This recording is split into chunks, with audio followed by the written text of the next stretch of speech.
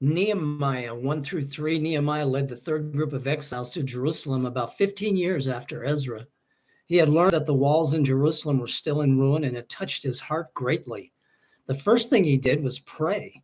He approached God as a fellow sinner and identified with his people rather than criticize them. God brings people and circumstances into our lives so we can pray and seek God's will, not to gossip and slander and criticize. Nehemiah was King Artaxerxes' cupbearer, and after prayer received his blessing to go. Nehemiah knew his source was God.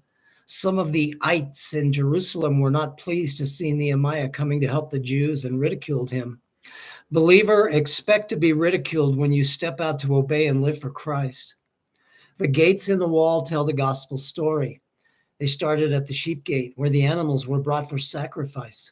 We must start there with faith in the sacrifice of Christ. Many would come through the fish gate and are to be fishers of men and share this good news of Christ. The valley gate points to humility and challenges that refine us. The refuse gate reminds us to confess and get rid of the stuff that hinders and corrupts. The fountain gate encourages us that the living waters of the Holy Spirit empower us in our walk.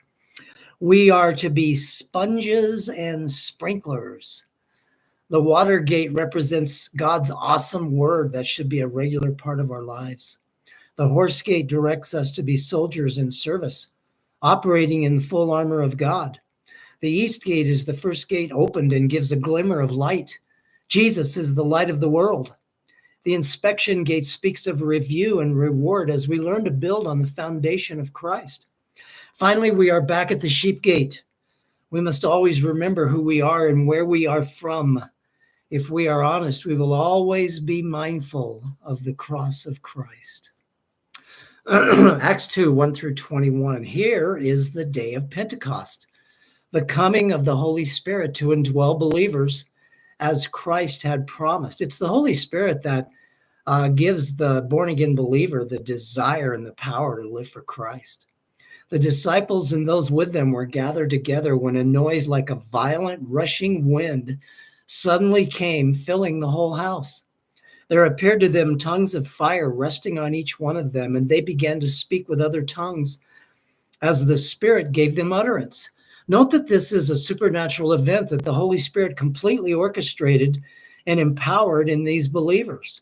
They did not need to practice or work at this in any way, as we see some teaching today. The Jews in Jerusalem heard this sound and came together to see what was going on. They heard them speaking in their own languages and were amazed. Note that these are actual languages. They questioned what was going on, and some even accused these believers of being drunk. Peter stepped up and responded, saying, "This is what was spoken of through the prophet Joel. We see in Joel 2 that indeed God promises to pour out his Spirit on all mankind.